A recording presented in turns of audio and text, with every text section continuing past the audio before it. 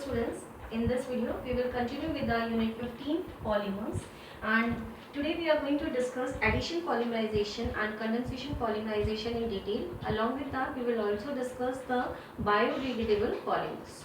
So let's start with the addition polymerization. It is also called as chain growth polymerization. First we will go for the distinct features associated with this addition polymerization. First, for monomers which are unsaturated. We had already discussed that addition polymerization, it is taking place with the help of monomers which are unsaturated. That means either they are the alkenes or alkadienes or its derivatives. So monomers should have either double bond or triple bond.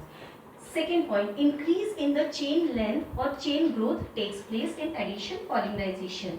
That is through free radical formation or ionic species. So 3 points we have to keep in mind when we are talking about addition polymerization. First, the monomer should contain unsaturation. Second thing, the increase in the chain length takes place through formation of free radicals or ionic species. Let's go for the free radical mechanism, how this addition polymerization takes place.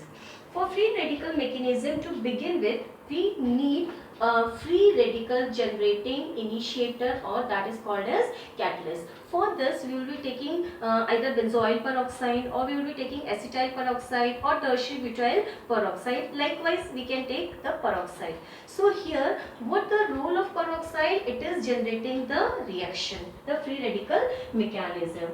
We all know that free radical mechanism, it is consisting of 3 steps: chain initiation step, chain propagating step and chain termination step. In the first step, the chain initiation step, the free radical is generated. We had taken a benzoyl peroxide. In the benzoyl peroxide, when it is mixed with alkene or the ethene and the mixture is exposed to light or it is heated up, the polymerization of ethene takes place and we get the polyethene. So first of all, let's see the molecule of benzoyl peroxide. The bond breaks. Here the homolytic cleavage takes place, and due to homolytic cleavage we will get the free radicals. Here we get one free radical and again we will get this phenyl free radical. So in the mechanism, the first part is that the peroxide, it is generating the phenyl free radical. Now this phenyl free radical, it attacks on the double bond of the ethene molecule and it generates a larger free radical. So in the first step, a larger free radical is formed by attack of phenyl free radical on the ethene molecule. Now in the next step, chain propagating step, this larger free radical, it attacks on another ethene molecule and it further forms a bigger one, bigger radical. Further bigger free radical is generated. So in this way the sequence, it will carries on, and again this free radical attacks another ethene molecule and a larger free radical will be produced, and this process will continues and we will write the structure like this, that a long chain of free radical will be formed. Now to terminate the reaction, there are variety of ways in which the free radicals can combine and terminate the reaction. One of the more it is given here. Suppose this is our free radical C6H5 CH2 N number of ethene molecules can combine in between, and this is CH2. These two free radicals, when they combine, how they will combine? This CH2, I had written like this only here, and this CH2 combines with another free radical through a bond and they will form alkene polyethene by chain termination step. So there are 3 steps: chain initiation, chain propagating and chain termination step, in which the ethene molecule can polymerize to form polyethene. Now students, we are going to focus on different types of addition polymers. In that we are going to see the monomers, structure of the monomers and the structure of the polymers. See, we are having 4 categories of addition polymers. The first one is poly olefins. Second one is polyacrylates. Third one is polydienes. And the fourth one is polyhaloolefins. Okay, polyolefins, we are going to see three examples: polythene, polypropylene and polystyrene. In the next section, we are going to discuss the monomers of all these polymers. Polyacrylates, polyacrylonitrile, this is also called as PAN, PAN or Orlon. Polyethyl acrylate, or you can say PMMA. Third one it is PMMA, polymethyl methacrylate. Okay, so three polyacrylates we will discuss. Polydienes, neoprene, buna-S, buna-N. This we had already discussed in the previous video. The polymer neoprene, it is derived from the monomer that was chloroprene. Buna-S was a polymer derived from the monomers buta-1,3-diene and styrene, and this buna-N was a polymer, it was derived from the monomers buta-1,3-diene and acrylonitrile. The last category it is polyhaloolefins, halogen and double bond. So in this we are going to see two examples: polyvinyl chloride and Teflon, that is also called as polytetrafluoroethene. Let's elaborate this topic.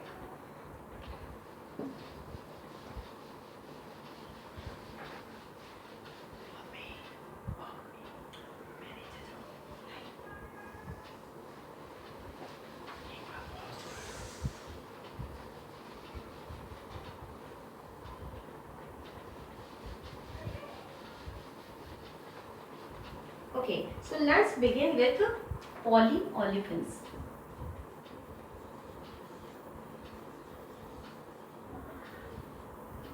In this, we had discussed that first one is polythene.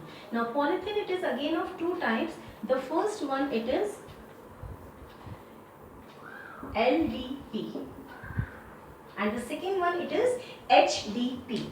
Okay, so here in this LDP, we are going to take the example where the ethene molecule in a particular condition give rise to LDP. LDP, it is low density polythene. Now, what is that particular condition? Let's see that. CH2, double bond CH2, it forms polythene.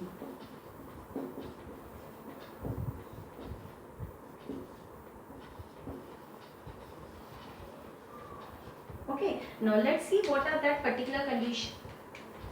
1000 to 2000 atmosphere pressure.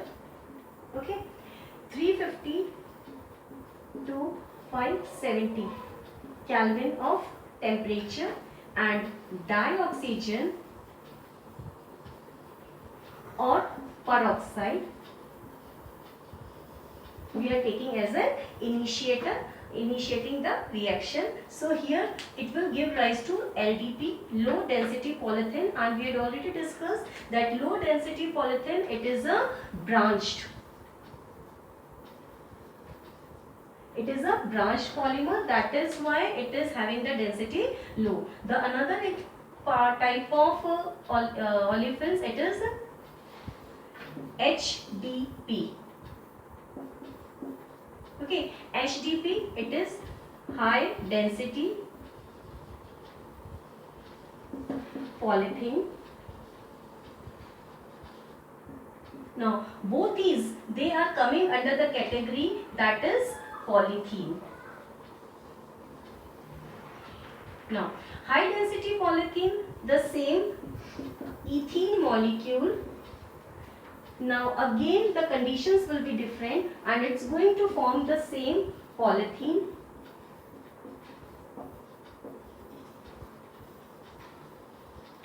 Now what are the conditions which are going to be here? It is 6 to 7 atmosphere pressure, it will be there. The temperature, it is 333 to 343 Kelvin, and we are going to take an important catalyst over here, that is Ziegler Ziegler-Natta catalyst. What is the Ziegler-Natta catalyst? Actually, it is triethyl aluminium C2H5 triethyl aluminium plus titanium tetrachloride.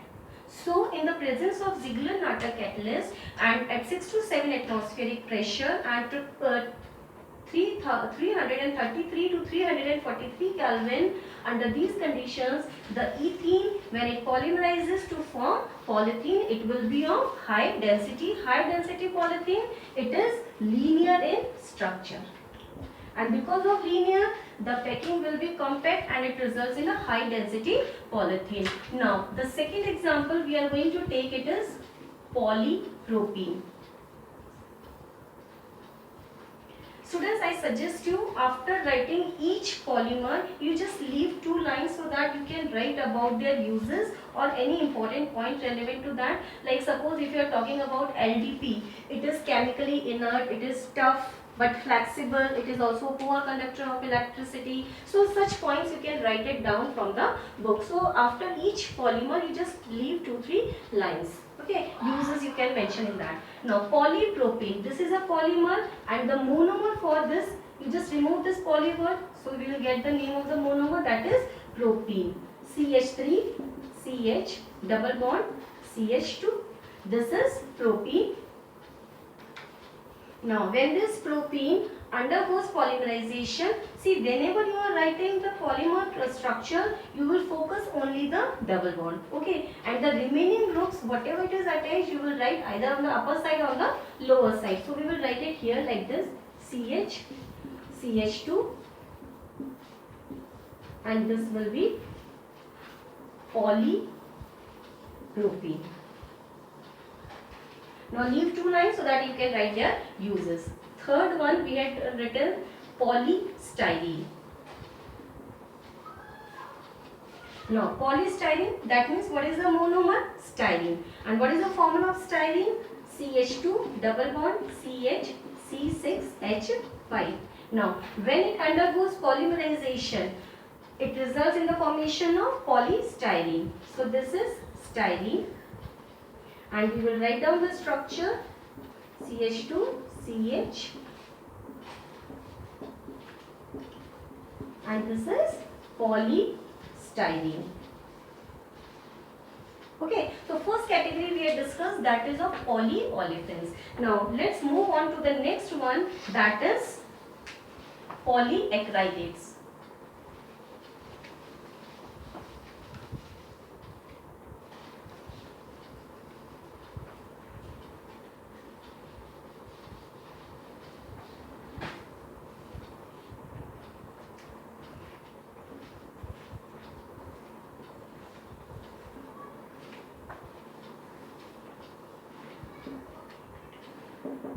Now polyacrylates. Students, to understand the formulas, first I should tell you here what is acrylic acid. Acrylic acid is nothing but CH2 double bond CH COOH.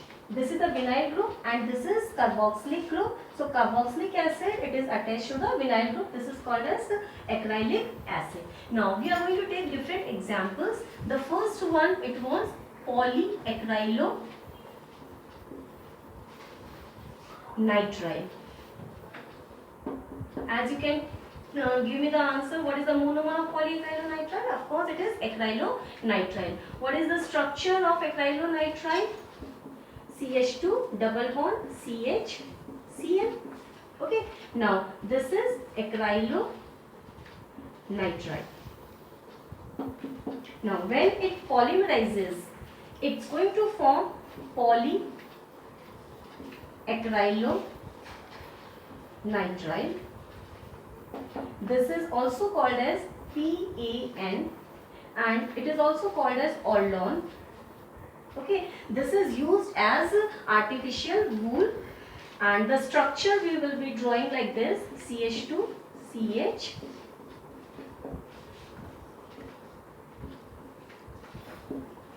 Okay, always write n molecules. If we had not written the previous examples, just write the n molecules of the monomer. They will combine and they will form the polymer. The second example, polyethyl acrylate. Ethyl acrylate.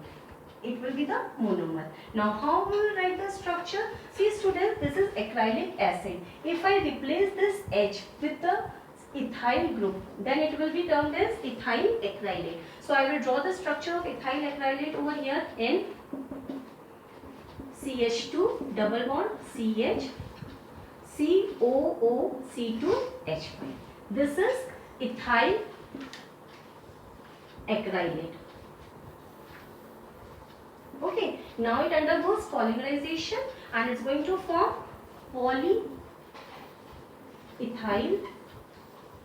acrylate. Okay, now we will draw the structure CH2 with this CH double bond will convert into single bond CH. Now one valency will get free and we will write N over here, and the remaining group, whatever it is attached, we are going to write it on the lower side COOC2H5. So this will be the structure of polyethyl acrylate. Now the third example, it was polymethyl meth acrylate. See students, it is having various names. It is also called by PMMA, polymethyl meth acrylate, or it is also known by Perspex. Okay, so various names you can find. It is also called by Lucite. Now the monomer for this, it will be methyl meth acrylate. Let's write the structure methyl. Now here we will write one methyl group and here it will be COC2H5. See, if I don't write this one, then it is ethyl acrylate, but I have to write methyl meth acrylate. So instead of ethyl, I will take methyl group, methyl acrylate, but I have to write meth. So I will be removing the H, and instead of H, I have written CH3 methyl group. So now it is methyl meth acrylate. I will write the name methyl meth acrylate,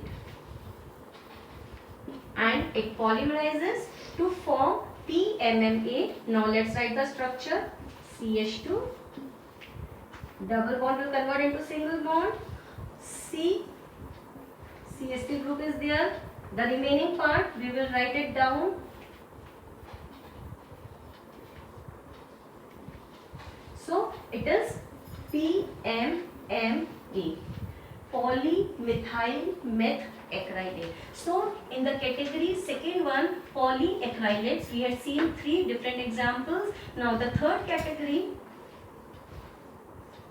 students, third category we had already discussed, so I am not going to take it again here. We had already discussed in the last video. So I will be directly starting with the fourth one, that is polyhaloolefins. The third category, it was polydienes, that is the synthetic rubbers we had already discussed. So let's start with the fourth category, polydienes.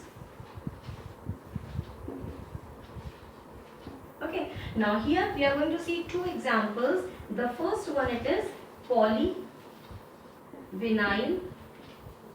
chloride. Polyvinyl chloride, that means CH2 double bond CHCl. This is vinyl chloride. Okay, now when it undergoes polymerization, it's going to form polyvinyl chloride, and the structure will be CH2.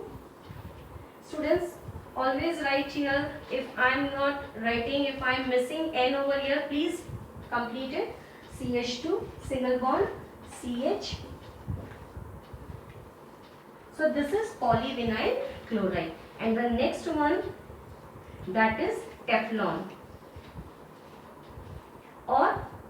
poly, tetra, fluoro, ethene. For writing the structure of its monomers, we are writing CF2 double bond CF2. This is tetra fluoro ethene. Now it polymerizes to form Teflon.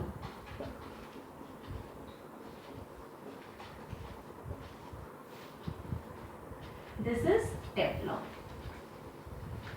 Okay, so here we have discussed the various types of addition polymers.